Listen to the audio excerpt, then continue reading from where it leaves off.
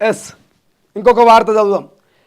ఇక అసెంబ్లీలో గురువారం గజ్వేల్ ఎమ్మెల్యేగా ప్రమాణం చేస్తున్న బీఆర్ఎస్ పార్టీ అధినేత కేసీఆర్, చిత్రంలో స్పీకర్ గడ్డం ప్రసాద్, శాసనసభ వ్యవహారాల మంత్రి శ్రీధర్ బాబు తదితరులు.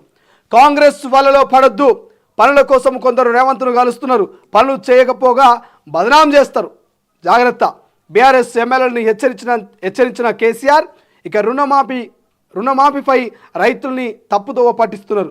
ప్రభుత్వం చాలా సవాల్ని ఎదుర్కొనాల్సి ఉంటుంది ఉండదా అనేది వారి చేతుల్లోనే. ఇక ఏడాదిలోపే ప్రజలు భ్రమలు తొలగుతాయి. లోక్సభ ఎన్నికల్లో బీఆర్ఎస్ ఒంటరి పోరు, బడ్జెట్ సమావేశాలకు హాజరవుతా కేసీఆర్, ఎమ్మెల్యేగా ప్రమాణం, ఇక బీఆర్ఎస్ ఎల్పీ బాధ్యతలట. ఒకసారి వార్తల వివరణ చూస్తే ఇది బీజేపీ పట్ల తమ పార్టీ విధానంలో ఎటువంటి మార్పు ఉండబోదని, దీనిపై అనవసరమైన చర్చలు వద్దని, లోక్సభ ఎన్నికల్లో ఎవరితోనూ పొత్తు లేకుండా పోరాడతామని బీఆర్ఎస్ అధినేత మాజీ సీఎం కేసీఆర్ స్పష్టం చేశారు. బీజేపీతో కలిసి బీఆర్ఎస్ పోటీ చేస్తుందని జరుగుతున్న ప్రచారాన్ని వెలువరించారు. ఇక పార్టీ నాయకులు కార్యకర్తలకు సూచించారు. అయితే రాష్ట్రంలో బీజేపీ బలపడిందని, దీంతో పార్లమెంట్ ఎన్నికల్లో బీజేపీ, కాంగ్రెస్, బీఆర్ఎస్ మధ్య త్రిముఖ పోటీ ఉంటుందని కేసీఆర్ అన్నారు. ఇక గురువారం ఎమ్మెల్యేగా ప్రమాణ స్వీకారానికి సంబంధించినటువంటి వార్త. ఇక నందినగర్లో నివాసంలో బీఆర్ఎస్ ఎమ్మెల్యేల ముఖ్య నాయకులతో కేసీఆర్ ప్రత్యేక భేటీ అయ్యారు. లోక్సభ ఎన్నికల్లో అత్యధిక స్థానాలు గెలిచేందుకు అనుసరించాల్సిన కార్యాచరణపై చర్చించారు. అసెంబ్లీ సమావేశాల్లో అనుసరించాల్సిన వ్యూహాలపై సూచనలు చేశారు. ఎమ్మెల్యేలు ఎవరు కాంగ్రెస్ వల్ల పడదని సూచించారు. కొందరు ఏదో చేస్తారనే ఉద్దేశంతో సీఎం రేవంత్ రెడ్డిని కలుస్తున్నారు. వారు అనుకున్నట్లు ఏమీ చేయకపోగా ప్రజల్లో రాజకీయంగా బదనాం చేస్తారు, జాగ్రత్తగా ఉండండి, ఇక మీదట అలాంటి పనులు చేయొద్దంటూ కేసీఆర్ గారు వాళ్ళ ఎమ్మెల్యేలకు సూచన చేశారు. సో ఒక్కసారి ఈ వార్తను చూస్తే నాకు ఇంతకుముందు చెప్పిన మాజీ ముఖ్యమంత్రి గారు కేసీఆర్ గారిని చూస్తే బాధపడాలన్నా లేకపోతే ఏం చేయాలని అర్థమవుతలే. కాంగ్రెస్ వలలో పడొద్దట. ప్రజలారా మీకు ఒకటి చెప్తా ఉన్నా, ప్రతిపక్షం వలలో మీరు పడకండి. ఇలా ముఖ్యమంత్రి గారు కాంగ్రెస్ వలలో పడొద్దంటూ వాళ్ళ ఎమ్మెల్యేలకు ఇలా హితబోధ చేస్తూ ఉన్నారు. కానీ ప్రజలు మీరు మాత్రము ప్రతిపక్షం వలలో పడొద్దని చెప్తా ఉన్నా. ఏమంటుండు ఇక్కడ మాజీ ముఖ్యమంత్రి కేసీఆర్ గారు, రుణమాఫీపై రైతులను తప్పుదోవ పట్టిస్తున్నారు. గత 10 ఏళ్ల నుంచి రుణమాఫీ చేస్తా అని తప్పుదోవ పట్టించింది మీది గారా, మీరు ప్రభుత్వం కాదా అని మేము అడుగుతా ఉన్నాం. స్టిల్ నా ఇప్పటికీ కూడా మీరు చేస్తున్నటువంటి రుణమాఫీ 100కు 100% చేయలేకపోయారు. 10 ఏళ్ల నుంచి మీరు చేస్తున్నటువంటి రుణమాఫీ సాధ్యం కానప్పుడు అధికారంలోకి వచ్చి 50 రోజులు కూడా పూర్తి కాలే. మరి కాంగ్రెస్ పార్టీ ఎట్లా రుణమాఫీ చేస్తుంది? అప్పుల కుప్పగా పెట్టిపోయారు.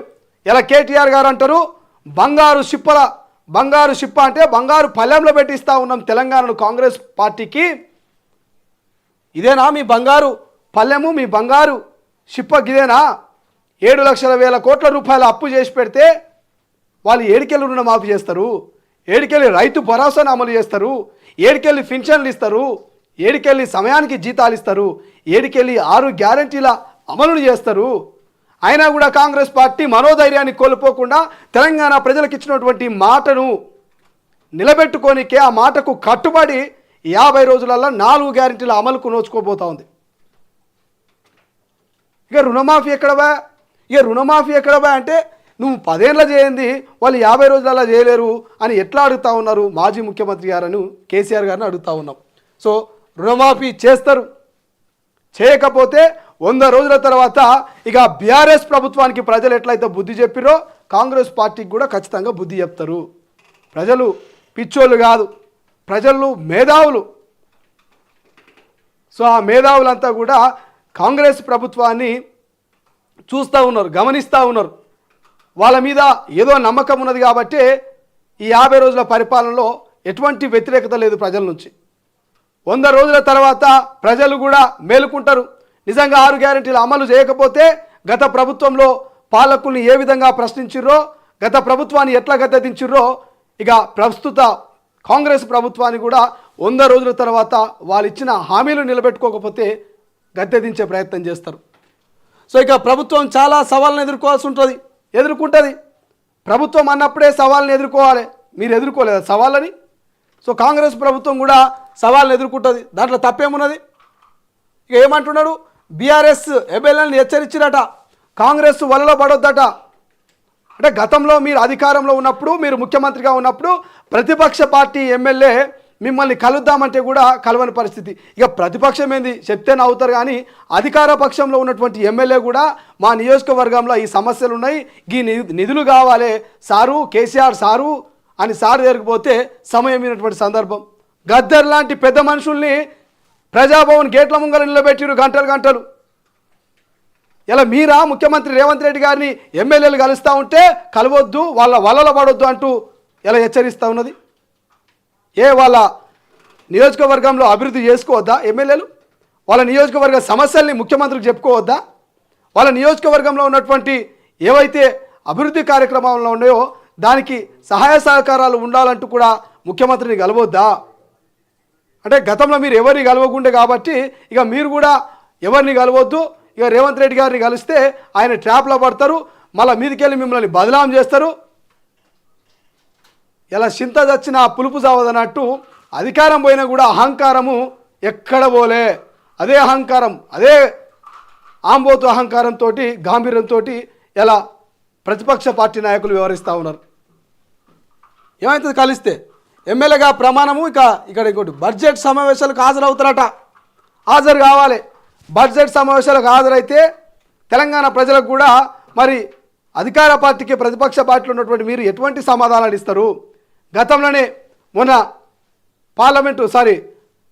అసెంబ్లీ సమావేశాలు జరిగితే అధికార పార్టీ శ్వేతపత్రాన్ని విడుదల చేస్తే ప్రతిపక్ష పాత్రలో ఉన్నటువంటి మీ కొడుకు, మీ అల్లుడు, మీ నాయకులంతా కూడా ఉక్కిరి బిక్కిరైన సమాధానాలు చెప్పలేక, అప్పులు చేసింది మీదే కదా అని చెప్పి తెలంగాణ ప్రజలకు కాంగ్రెస్ ప్రభుత్వం ఒక శ్వేతపత్రాన్ని విడుదల చేసి చూపిస్తే నివ్వరబోయింది.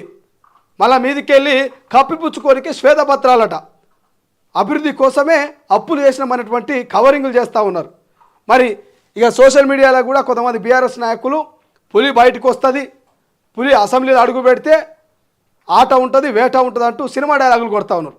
మరి ఆ పులి బడ్జెట్ సమావేశాలు పాల్గొంటే మరి ఎట్లా ఆడుతుంది ఆట, ఎట్లా వేట ఆడుతుందో ఒకసారి మేము కూడా చూస్తాం, మేము కూడా వెయిట్ చేస్తున్నాం. ఇక ఏడాది లోపే ప్రజల భ్రమలు తొలుగుతాయట. ఏడాది లోపల ప్రజల భ్రమ తొలుగుతుందా, 100 రోజుల తర్వాత ప్రతిపక్ష నాయకుల భ్రమలు తొలగిపోతాయా చూద్దాం. ఇంకేమైనా ఉన్నాయి ఇందులో? ఏం లేదు. బీఆర్ఎస్ ఎమ్మెల్యేలు ఎమ్మెల్యేస్తో భేటీ అట. ఇక గదే ముచ్చట మాట్లాడాడు.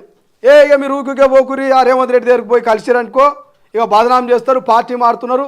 ఇక ఉన్న 39 మంది కాస్త ఇక ముగ్గురికి మిగిలే అవకాశం ఉంటుంది. కేసీఆర్, కేటీఆర్, హరీష్ రావు, ఇక మేము ముగ్గురమే ఉంటాం ఎమ్మెల్యేలుగా. ఇక మిగతా 36 మంది ఎవరైతున్నారో వాళ్ళంతా కూడా కాంగ్రెస్ పార్టీలో కలుస్తున్నారు. ఇక టీఆర్ఎస్ మొన్నదాకా టీఆర్ఎస్ బీఆర్ఎస్ అయింది, ఇప్పుడు బీఆర్ఎస్ టీఆర్ఎస్ రెండు లేకుండా పోతాయేమనేటువంటి ఆలోచనలో కేసీఆర్ గారు ఉన్నట్టు జర ఆగమాగం అవుతున్నట్టు అర్థమవుతున్నది మనకు. ముందే పార్లమెంట్ ఎన్నికలు వస్తూ ఉన్నాయి. సో ఈ లోక్సభ ఎన్నికలలో ఇక ఎవరితోటి పొత్తుండదు, త్రిముఖ పోటీ ఉంటుందట. తెలంగాణలో త్రిముఖ పోటీ ఉంటుందట. ఉంటే గింటే బీజేపీ వర్సెస్ కాంగ్రెస్ ఉంటుండొచ్చు పార్లమెంట్ ఎన్నికల వేళ. ఈ బీఆర్ఎస్ ఏమైనా ఉంటుందానే పోటీలు ఉంటుందా? గతంలో సారు వారు మా సర్కారు 16 అంటివి, 16 లేదు, కారు లేదు, సర్కారు లేదు. అప్పుడు అధికారంలో ఉన్నప్పుడే దిక్కు లేవు, మెజారిటీ ఆఫ్ సీట్లు. ఇలా అధికారంలోనే లేరు, ఇక మళ్ళీ త్రిముఖ పోటీ అట. మీరు పోటీలోనే లేరు అంటే మళ్ళీ త్రిముఖ పోటీ అట ముఖ్యమంత్రి గారు. చూద్దాం, ఇక మరో వార్త చూద్దాం. సార్ గురించి ఎంత చెప్పుకున్నాం.